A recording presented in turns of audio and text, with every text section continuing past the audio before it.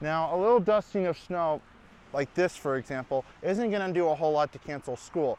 But when the snow is measured in feet, not inches, then that's a different story. The Taragi tradition may be 100 years old, but for some, it's about more than just kissing. This may not be enough spider silk to produce much, but thanks to a new facility, it can now be mass-produced. With the new online ordering system, it's now easier for customers to make orders. They can either come to the store and pick up their order, or they can have it delivered to their home for a small fee, making the process as smooth as cheese. Most people use medication for their allergy symptoms, such as ibuprofen and acetaminophen, but some use a more sweeter solution to their symptoms. Welcome back. Spring is a time for warmer weather and sunnier skies, but it also brings an unwanted guest. We have Comeau with us to give us some more insight. Thanks, Taylor. Unlike the sun and the warmth, pollen can be a big problem in Utah during the spring. And for those people that have allergies, it can be more than just a nuisance. Sneezing, a stuffed nose, and itchy skin are just some of the symptoms a person can get if they have an allergic reaction. Sneezing is the worst part of it, probably. Sneezing and runny nose, and sometimes even a headache. The allergies that happen in the spring occur due to high amounts of pollen in the air. The pollen comes from things such as grass, trees, and flowers. When weather conditions are right, such as having high winds, this can make symptoms much worse. There's a walk down by the library that sometimes it flares up my allergies. Most people use medication for their allergy symptoms, such as ibuprofen and acetaminophen, but some use a more sweeter solution to their symptoms. If I feel sneezy or like my allergies are acting up, I'll just have a spoonful of that local honey. And maybe it's just a placebo, but it works for me. Even though allergy symptoms can be enhanced in the spring, that doesn't stop people from going outside.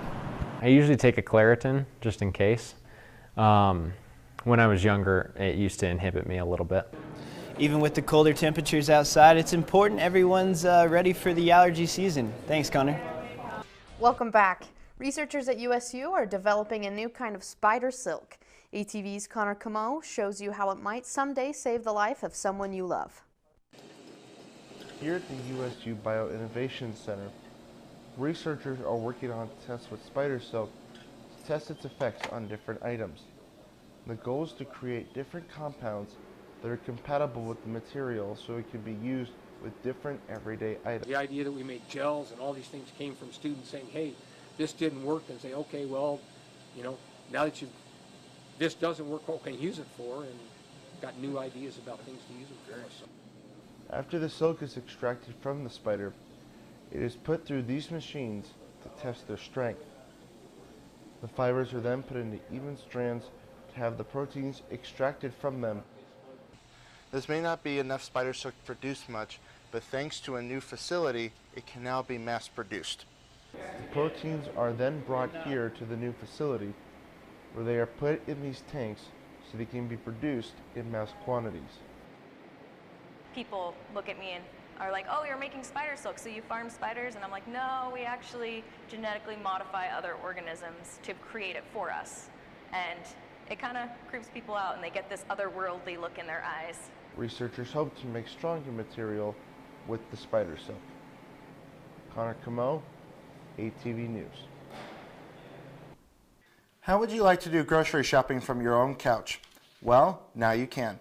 A local grocery store has introduced a new online ordering service. We take you there to show you how it works. This is what we are used to when we go to the store.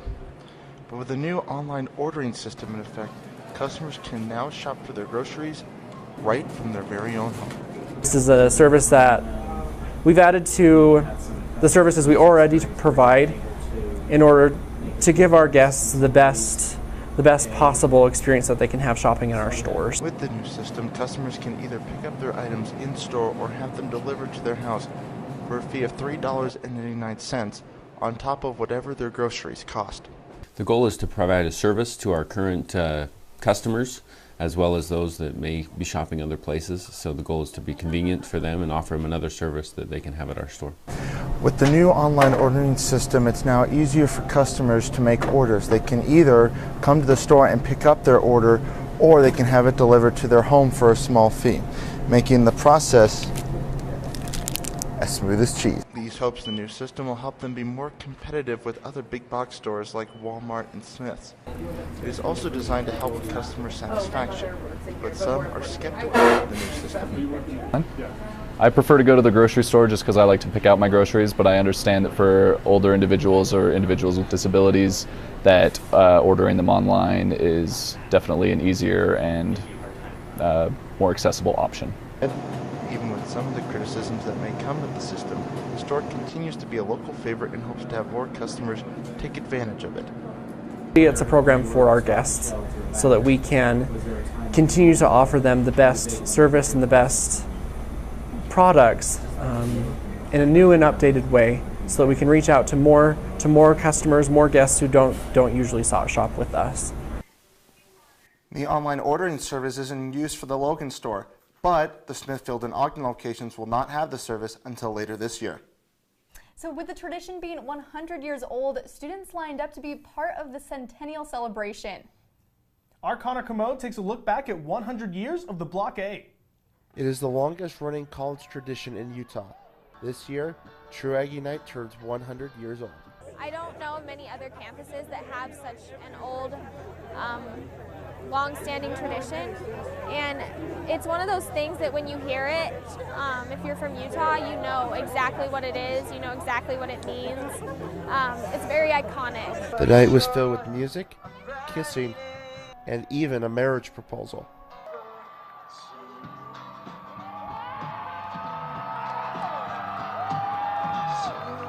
It's such a big part of our relationship together, just being here at Utah State and being students together. I figured this was the best way that I could show that and bring that into what we're doing together. But they are not the first couple to become husband and wife because of True Aggie Night. When he walked up to us, my first initial thought that came to my mind was, this is him. It's kind of cool to but scary at the same time.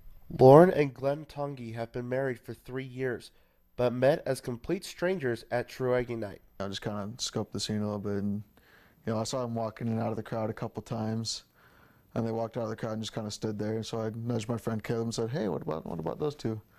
Let's go see if they want to become True Aggies." The True Aggie tradition may be 100 years old, but for some, it's about more than just kissing. All the students are so close together. The friendships are really really tight and connected. Everybody's super loving and passionate, and I don't know, it's just a great tradition in general. I love it.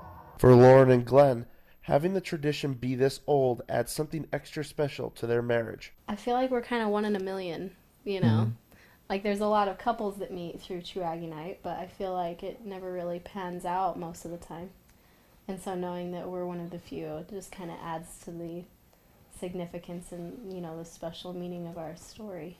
Connor Comeau, Cash Rendezvous. It's crazy the tradition's been here for 100 years. Crowded each year, you're not alone.